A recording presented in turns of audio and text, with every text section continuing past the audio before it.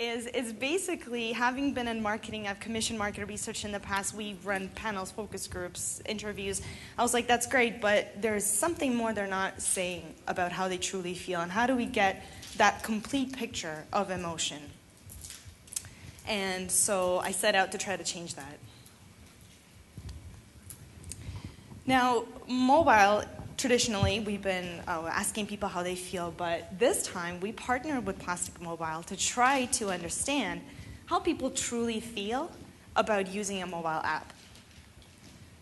So what we did is we went straight to the source of emotion, the brain. Before I go into the study and tell you, and I'll let actually Sal tell you all about what we found and how it applies, I want to give you a quick primer on neuromarketing and what neuroscience actually is. Neuromarketing is a field that started about 10 years ago. That was when the term was first coined. And it's really looking at measuring emotion and bringing science into the boardroom, bringing science into decision making. To set the stage a little bit, these are two interesting campaigns that these providers put out recently. The AT&T was looking to sell phones. So now what they did, the way they went about it was really interesting because they used an emotional story, a story about two strangers who met in a coffee shop, ended up falling in love and using their phones to connect with each other. That story has nothing to do with the plastic little device that they're trying to push, but it was really engaging. It told a story. And same thing with Virgin. They told the story of Richard Branson and how when he was little he was very entrepreneurial and he had it in him. Now these stories engage us at an emotional level, and actually these are two award-winning campaigns. They won Effies this year. Why is that? Well, like you heard yesterday, it's really true. 95% of our behavior is actually driven by emotion. This sounds pretty astounding to think. We think we're logical people, that we make decisions based on all available information. But in fact, most of the time, that's not actually true, and that's actually a good thing. Being able to have mental shortcuts, being able to have that gut feeling reaction to something helps us go through life a lot easier without having to think too much about making everyday decisions. Now, very briefly, I'll tell you a little bit about why that is in the brain.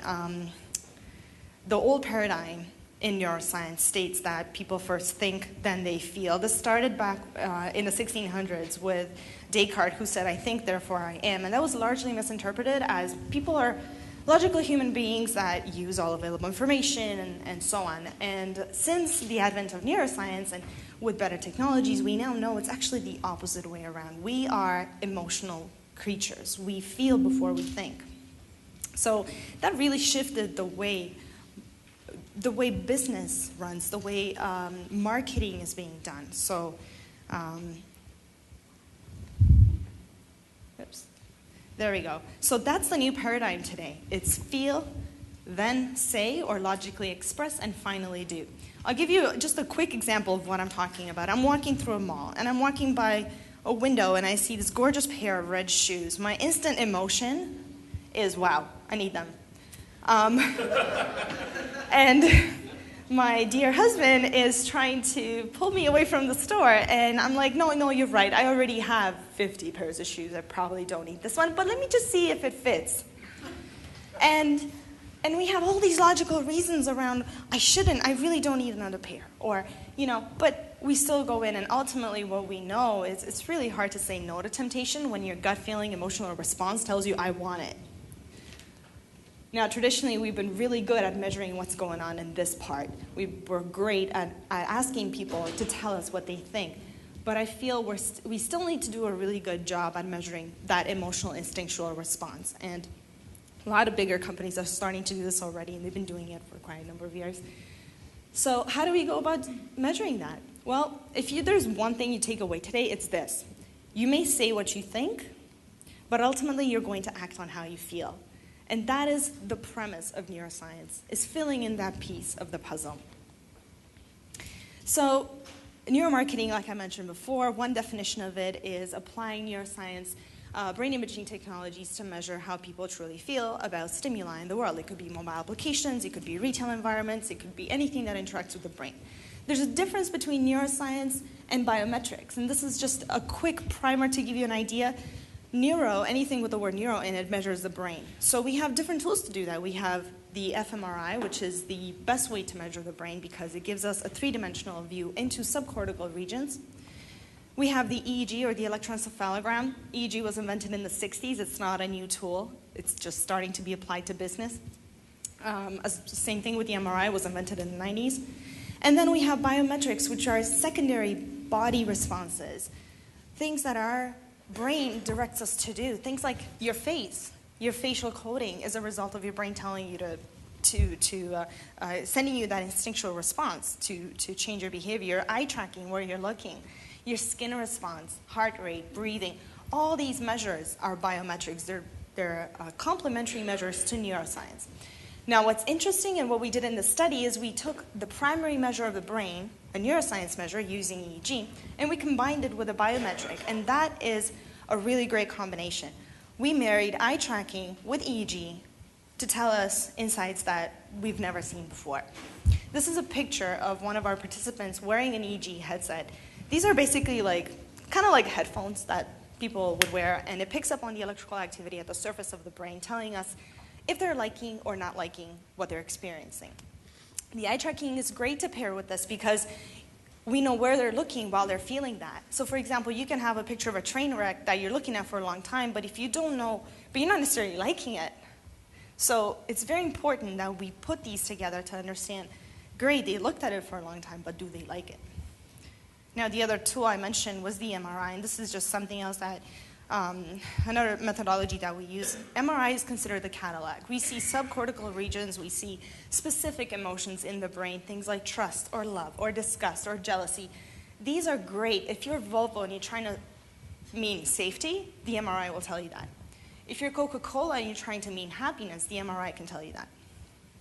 So tools are now getting better and better, and the insight coming out of these is fascinating. This can also be paired with eye tracking, by the way.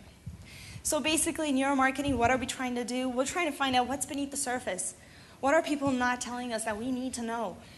How can we predict behavior? And how can you optimize today your content, your communication, your advertisement, or any message? How do you make it brain-proof so that you know for sure it's engaging your audience? So with that, I would like to introduce Salome, sorry. And she'll be taking you through our study. Okay. Hi, everyone. Thank you for the great introduction to neuromarketing, Diana. It's a pleasure to be here and get a chance to talk a little bit about this really cool study that we did. I also recognize that I'm the only thing standing between you and lunch, so I'm going to try to get through this as quickly as possible. So just use the arrows, right? Okay, so I met Diana about a year ago, and when I learned about what she does and what her company does, I was immediately fascinated. Being a mobile marketer, I naturally asked her if there's been any studies done in neuroscience or neuromarketing with respect to mobile. And you can imagine how we were both very surprised to find that no one had ever done anything like that. So we sort of teamed up and set out to be the first. Now, what does neuromarketing mean to mobile? Who's heard the term engagement here? Anybody? Yeah. How many times have we heard it today and yesterday? And basically, this is my life. Like, I hear it at least 100 times a day. And engagement is probably the best way to describe that interactivity between an individual and their smartphone device. And what we thought would be cool is if we can actually define it a little better and maybe even quantify engagement in terms of attention and emotion. So what we did, I have to talk a little bit about what we do. I work for a mobile agency, and I'm not going to give you the whole spiel, but the bulk of our work is basically around building branded apps. And I'm really lucky to work with a team that tends to build apps that users love. And the interesting thing about users is it's either love or it's hate. There's nothing in between. No one goes into the App Store to rate an app and says, Yeah, 2.5 stars. This was just satisfactory. It's either this changed my life, this is so great, thank you, or this sucks, like it doesn't work, it's broken, why doesn't it do what I want it to do? So we've had some theories about, why our apps are so great, tooting on my own horn. But a lot of it was around our processes and our approach to user experience and user-centric design. And mobile behavior is obviously very different from any other medium. So we wanted to see how one of our apps measured up against a couple of other commerce-enabled transactional apps, and also track engagement along every step of the purchase path. So Pizza Pizza is Canada's largest pizza chain. And basically, we built an app that is an end-to-end pizza ordering app. And then we put that up against global brands like Best Buy and Hyatt, who are not only very reputable, but also notable in the mobile space. What we found was really important in validating some of our beliefs around user experience. Now we can actually measure how an app will perform and what users are going to think and feel about it before we send it to market and wait on the sidelines and see what users are actually going to say. And this wouldn't have been possible without neuromarketing. Now, the full study is going to come out in the fall. We're just putting the final touches on it. So if anyone's interested, both Diana and I will be around for lunch. So if you just want to give us your card or whatever, we're happy to share it with you when it comes out. But today, I'm going to share a few little findings with you guys. So first things first, every inch matters. Now, a few people have talked about this yesterday and maybe today as well, but you're very limited with your screen real estate in mobile, and you have to make every precious pixel count when designing transactional applications. Now, what we found, one of the findings that was really consistent through all three apps was the key areas of focus, the primary areas of focus were images and price. Consistently, that's what people were looking at most.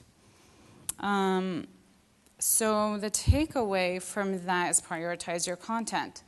Showing your product in high-fidelity imagery with the price, then allowing the user to tap for more information is really giving users what they want first, especially when you have like this much screen to work with.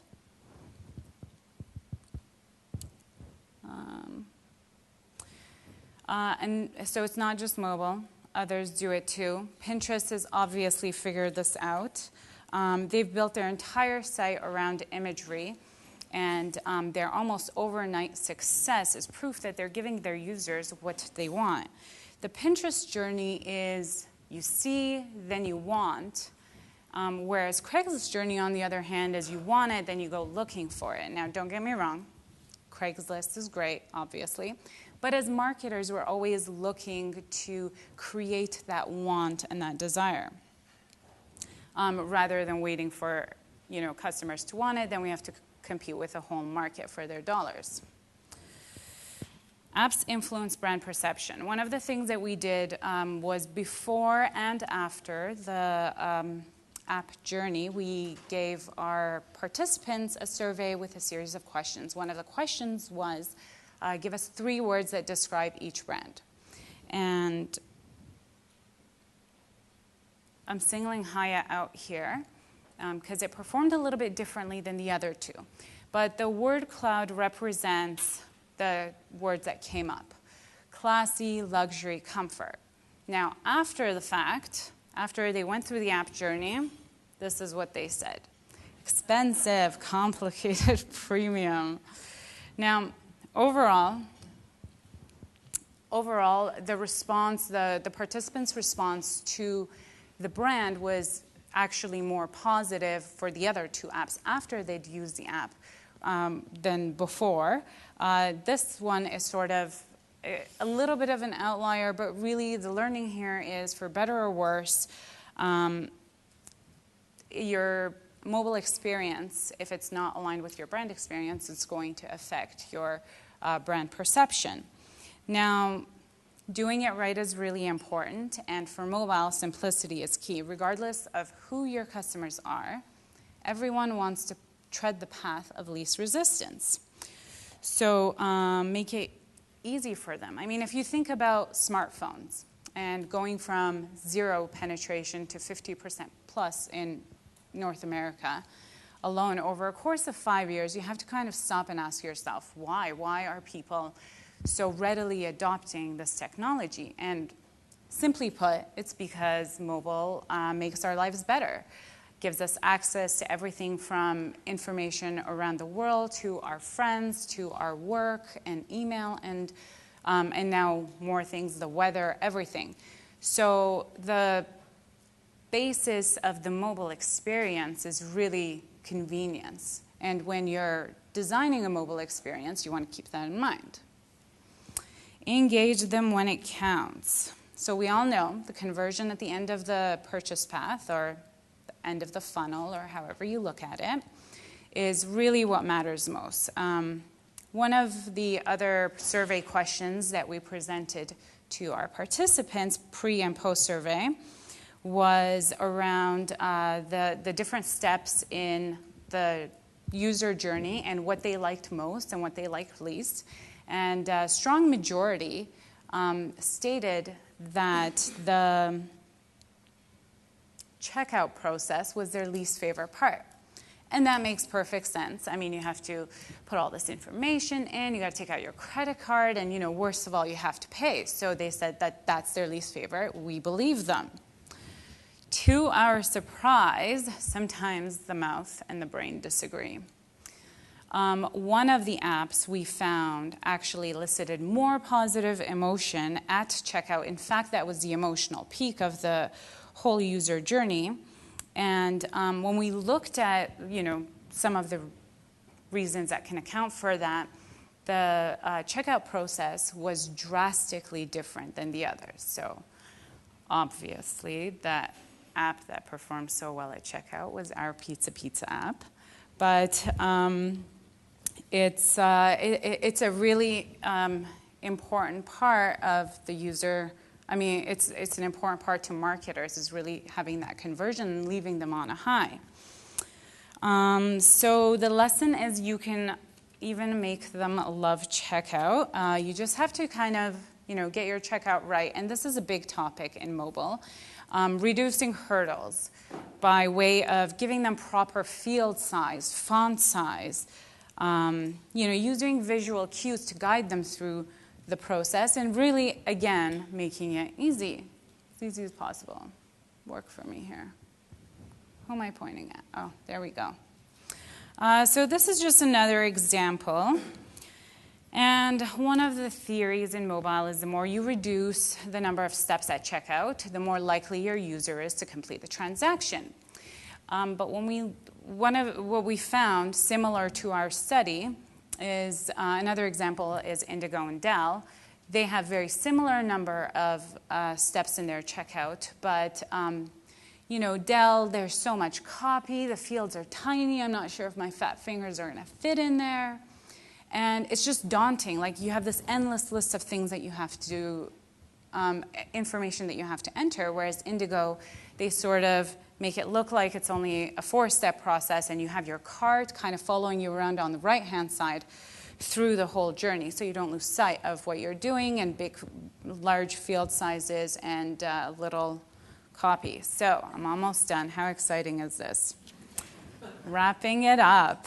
So our job as marketers is really to understand what our users and customers really want. And our customers are a little bit more than data.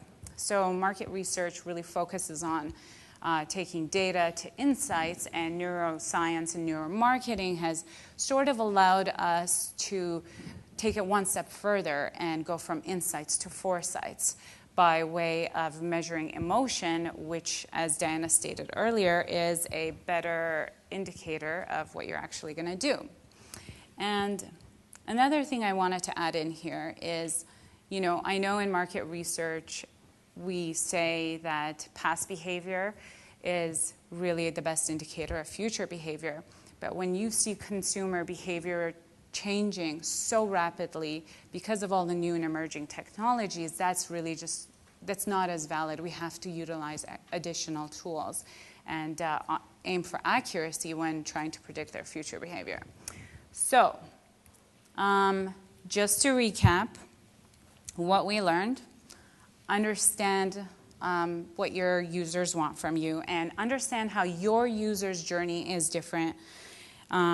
Show them what they want, price and images, use high fidelity brand assets to align your mobile experience with your brand experience, and nudge them along the path of the purchase path.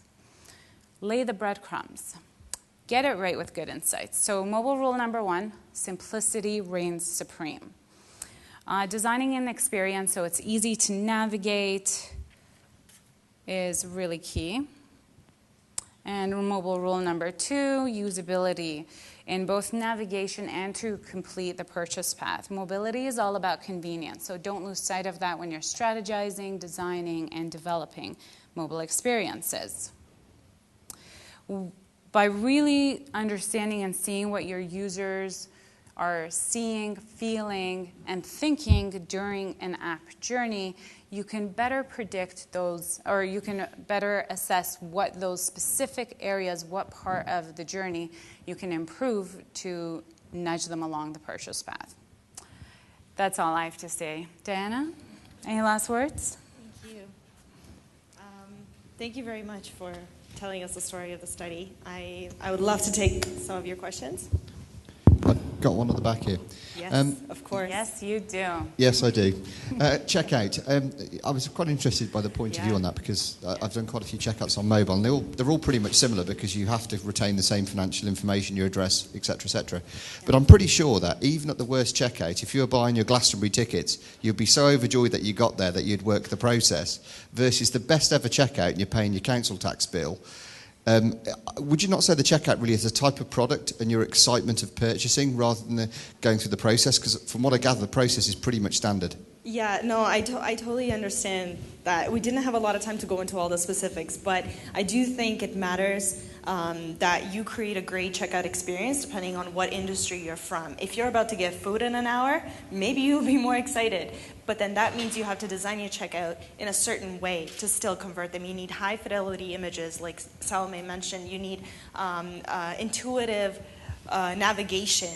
So you guys are the experts on that. But definitely, if you are Hyatt and you're booking a hotel room for 2 weeks in advance, there are different steps you have to take. And all of these insights are actually going to be compiled in the white paper coming out in the fall, where we can actually make recommendations about maybe you have to look at your specific industry to see how can you convert people at different points during that path to purchase, and how can you make it really salient for them to stay engaged. We know from neuroscience, if you end on a high note, that's a great predictor that people are actually going to go out and execute that behavior.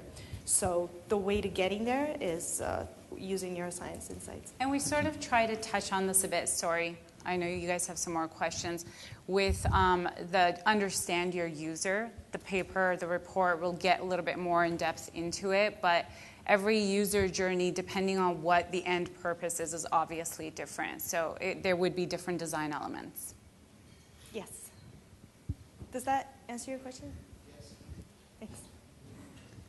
Anyone else? Yep. Hi. Yeah, hi. Quick question. Did you try split tests of the same app, or variations of the same app, and registering the emotional response through that? Sorry, one more time? Can you say that again? So, as I understood it, you were tracking the emotional response through the journey with different apps. Did you try it with split tests of the same app but with different variations of particular parts of that journey? So, for example, one checkout variation versus another checkout variation, but with the same app. Well, these are apps that are already in the market. So at the time of testing, there's only one version of it. But I meant with your own app. We only have one version of it that's Right. on the market. We Right. wouldn't redesign checkout just to see if, Right. it's kind of like how snooty creative directors are like, I'm not going to give you 2 options, I'm only going to give you one good one. So I don't even know how we would go about redesigning the checkout. Right. Okay. But this was meant to compare commerce applications and understand how people react in their minds to different stages. This is really scratching the surface. I think we still have a lot of questions. I hope this opens the door to a lot of questions about how about food and beverage? How about finance? How about banking? How about how about different variations of checkout? I think those are wonderful things that we would love to dive into, for sure. Cool. Thank you. Yes.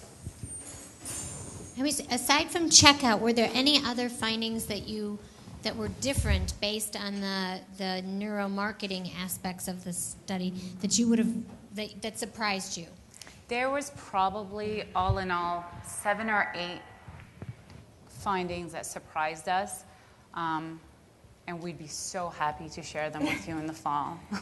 One, for example. It's in the report. Yeah, things like selection, for example. People say they want a lot of selection, but their brain activity gets overwhelmed. When you give them 25, 30 options of a digital camera, they just scroll, like they do a quick scroll and come back up and still look at the first 2. So, but oftentimes when we run neuroscience research, we find 2 main things. One, there are differences between what people say and what they feel. Ultimately, we find that they're going to do what they feel, not what they say. Is everyone ready to go to lunch? I'm starving. Yes. Thank you. Okay. Thank you guys for listening.